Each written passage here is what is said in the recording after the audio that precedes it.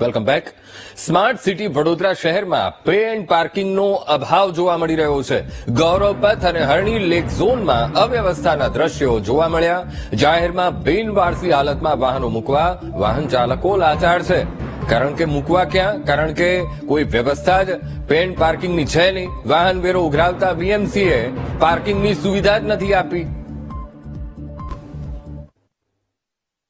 अभी जो near about का एरिया है, मतलब हरनी वगैरह, ये जो है समा सावली वगैरह, यहाँ पे लगाने के लिए पार्किंग ही नहीं है.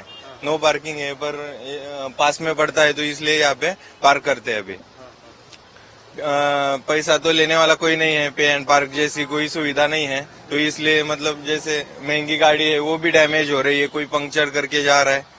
बस ऐसे ही चल रहा है. अगर होता तो અચ્છા રહેગા. ખોટું છે અને આ બધા મૂકી જાય છે સાહેબો કંપનીના હાલોલના.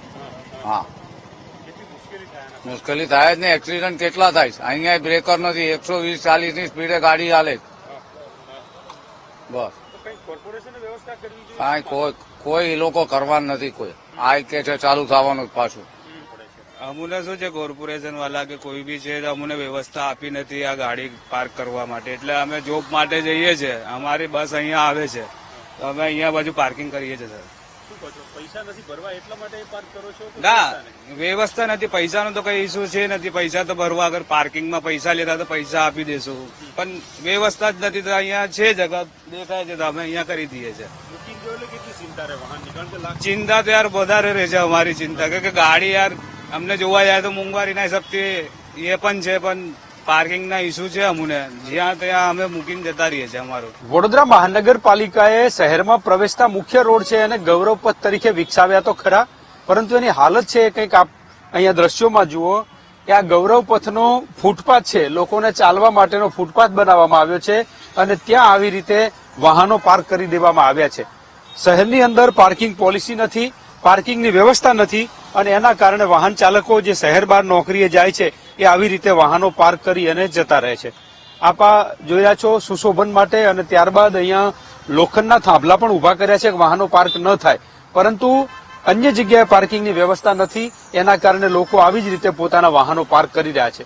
એક તરફ ફૂટપાથ ઉપર આ વાહનો અડચણરૂપ છે, બીજી બાજુ વાહન ચાલકોના વાહનો ચોરી થવાનો પણ ભય રહેલો છે, પરંતુ પાર્કિંગની વ્યવસ્થા ન હોવાના કારણે લોકો છે પારાવાર મુશ્કેલીનો સામનો કરી રહ્યા છે. કેમેરામેન કિશોર ક્ષીરસાગર સાથે Manu Chavda, VTV news, Vadodara. Smart city વડોદરામાં પાર્કિંગ પોલિસીના અભાવે લોકો છે પરેશાન થઈ રહ્યા છે અને રોડ ઉપર ટ્રાફિક જામ પણ થઈ રહ્યા છે. આપ જોઈ રહ્યા છો વડોદરા શહેરની અંદરથી હજારો યુવાનો છે એ નોકરી ધંધા માટે આજુબાજુમાં આવેલી જે ઇન્ડસ્ટ્રી છે ત્યાં જઈ રહ્યા છે, પરંતુ સવારે આવી જ રીતે અહીંયા વાહનો પાર્ક કરીને જઈ રહ્યા છે. અત્યારે અમે ઉભા છીએ હરણી લેક ઝોનની બહાર, કે જ્યાં હજારોની સંખ્યામાં વાહનો રોડ ઉપર પાર્ક કરી દેવામાં આવ્યા છે. એક તરફ કોર્પોરેશન આજે સુવિધા આપવામાં નિષ્ફળ રહી છે, બીજી તરફ કોર્પોરેશનને જે આવક છે એ ગુમાવી પડી રહી છે. કારણ કે જો પાર્કિંગ પોલિસી થાય, પે એન્ડ પાર્કની વ્યવસ્થા થાય તો આ તમામ વાહનોની પાર્કિંગની આવક પણ કોર્પોરેશનને થઈ શકે એમ છે અને વાહન ચાલકોને પોતાના જે વાહનો જોખમી રીતે મૂકીને જાય છે એમાંથી પણ મુક્તિ મળે એમ છે.